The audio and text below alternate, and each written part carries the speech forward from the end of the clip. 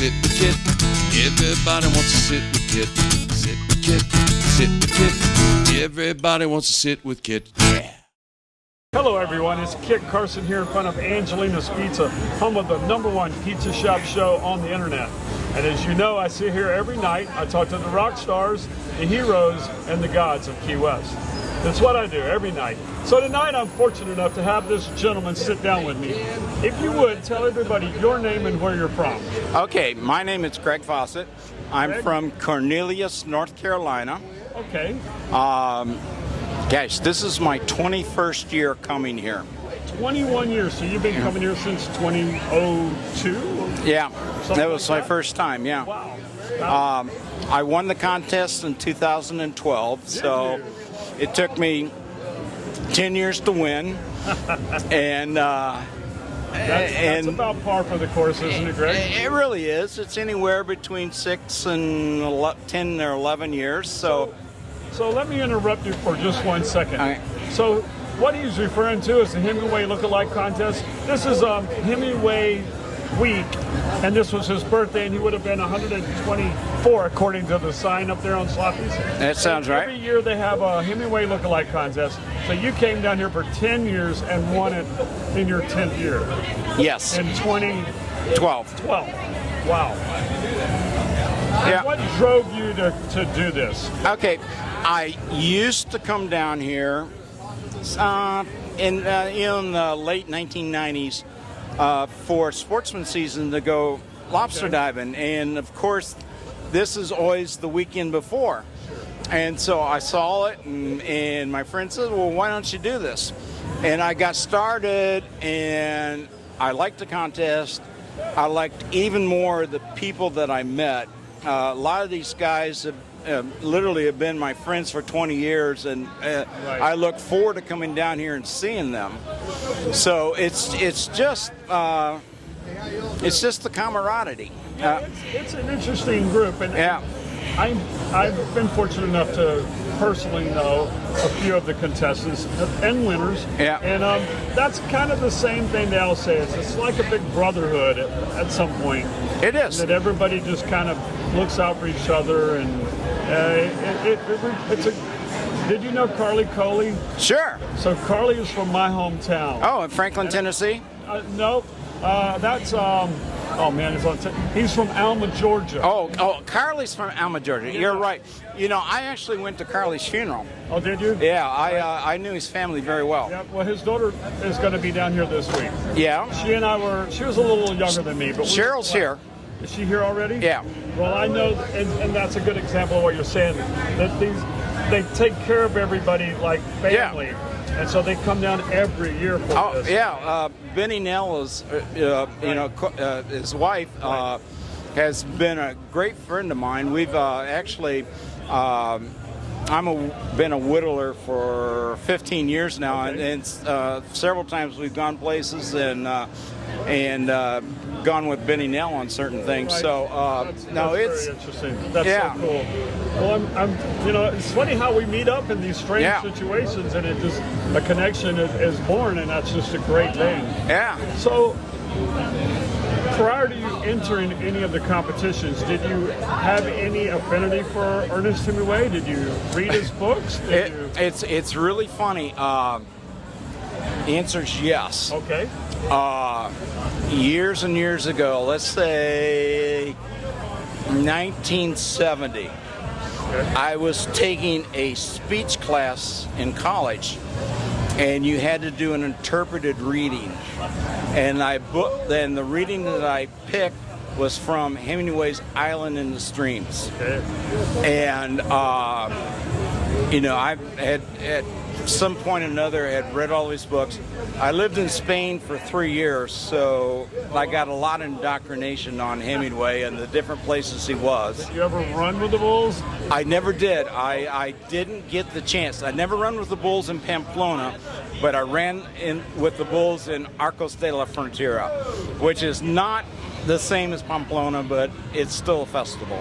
Yeah.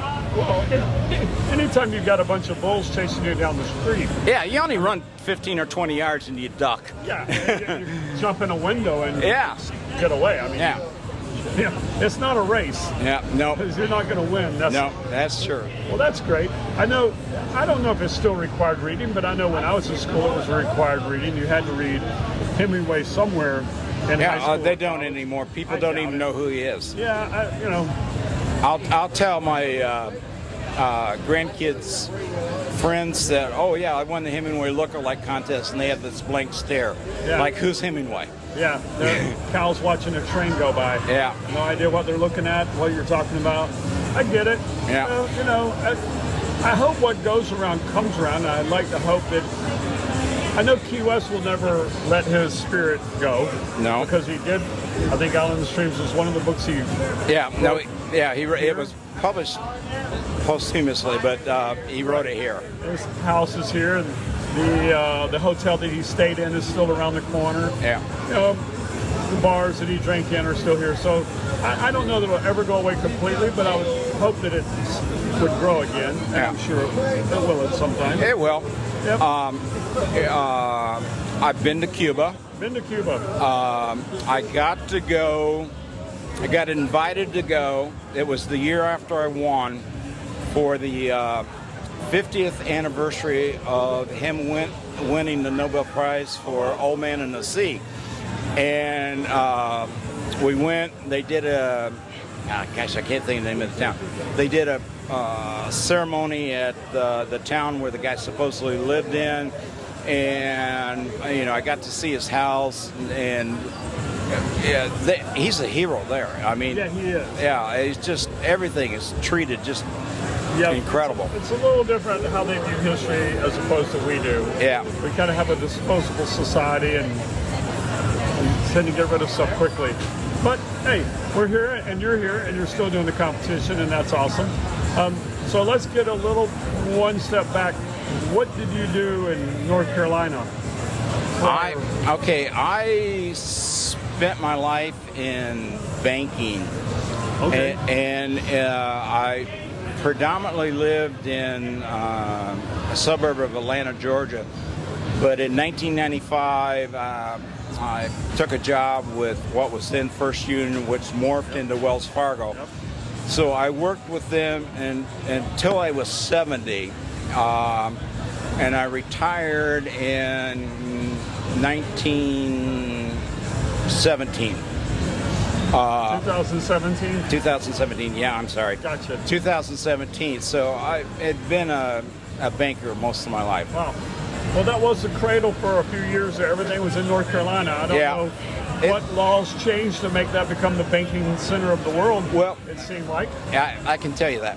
Yep. Okay, North Carolina allowed interstate banking. There you go. For example, Chicago, or Illinois. Yep. You can only have a branch in the county that your office is in. There you go. Georgia, same way. North Carolina, you could have a branch in any county, so they were able to accumulate capital that when they allowed interstate banking, they had the ability to go out and acquire these banks. Yep. Because I was with Nations Bank for a long time. Yeah. And they were... Yeah, and Nation's big step was when they took the bank in Houston. I can't think of the name of it.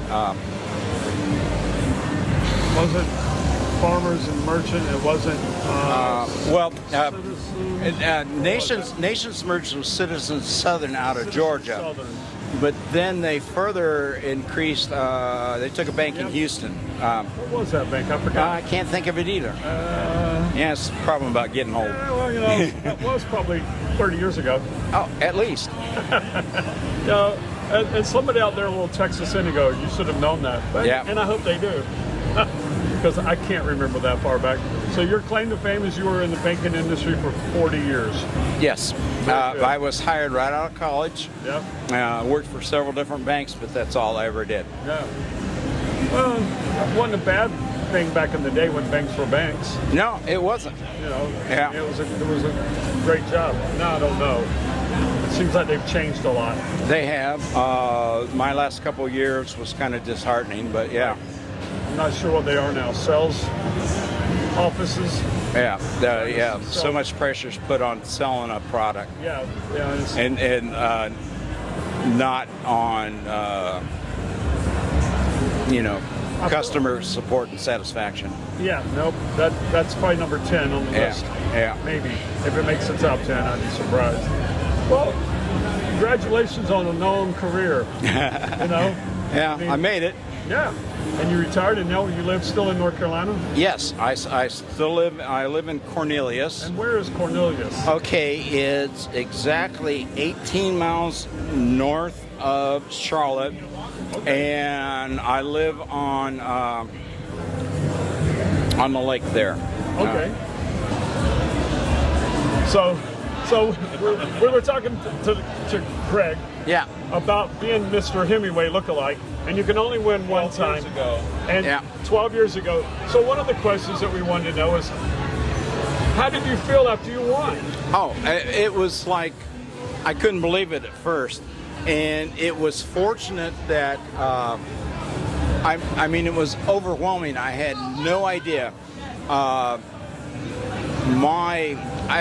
initially started coming down here with my wife, and she died of pancreatic cancer in 2009.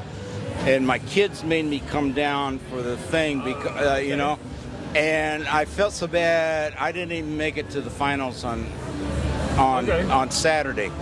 And then 3 years later, I won it. And I kind of got my life back on track. And it happened to be that year that all three of my children came down here. So I had my family here when I won it, and it was incredibly emotional. I haven't done a lot in my life, and this is kind of it's not much, but it's a milestone. Not that banking is a boring job, but it used to be really straightforward, straight-laced. It is. Conservative. Yeah. And you stayed in the lanes, and you did everything right. And to come down here and win a competition of a guy that was, I'm not sure the right words to use to describe Hemingway, but he had a very colorful history. Oh, yeah. He often said it's, what was it? Judging. Everybody comes in this world and leaves the same way, but it's the things he does in between that will make you remember him. He made some comment about that. And we are still celebrating his birthday. Yeah. So that explains a lot. So, well, congratulations on it. And it's great that you're a judge for life. Oh, I know, and that's awesome. And as long as I'm healthy, I'll be here. Why not? Hey, could I get Tim to zoom in on that little badge right here so that we can see exactly?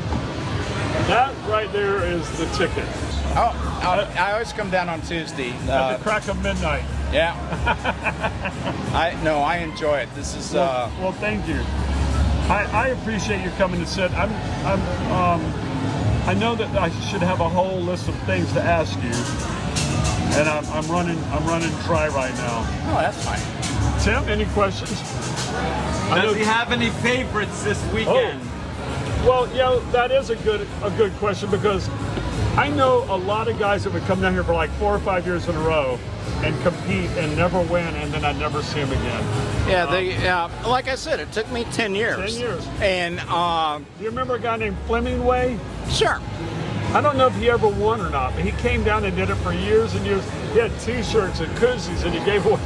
It was hilarious. But it is kind of interesting at how many years it takes to win.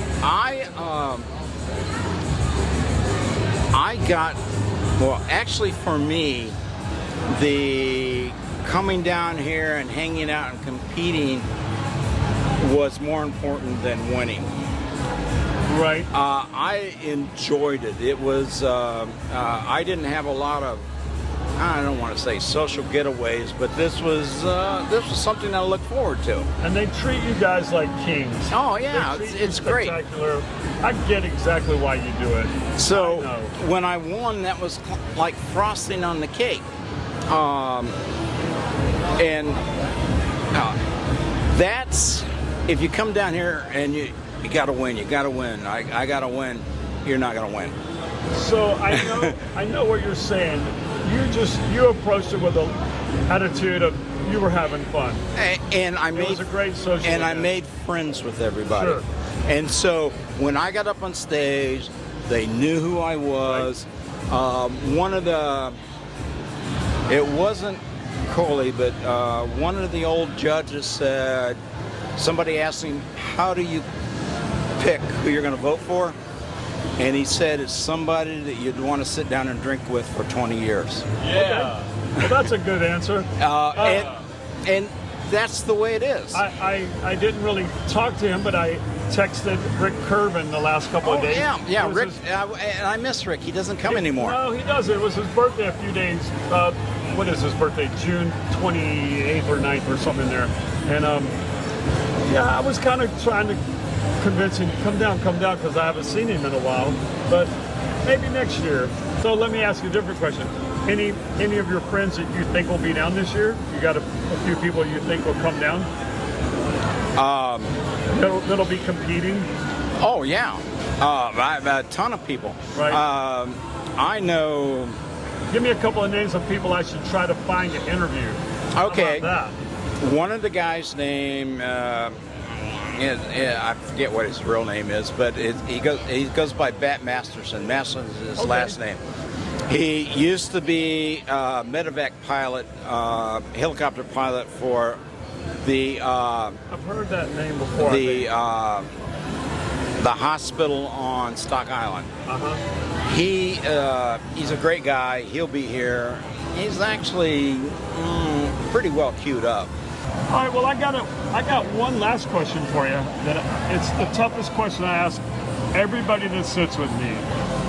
Are you ready for this tough question? Okay.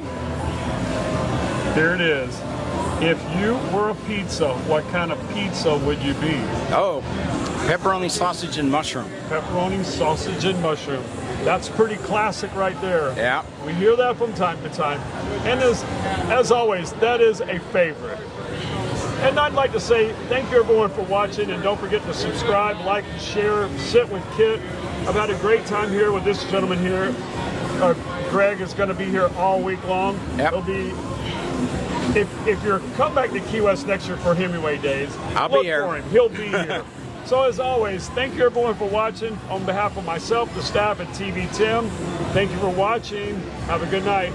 Thank you. Good night.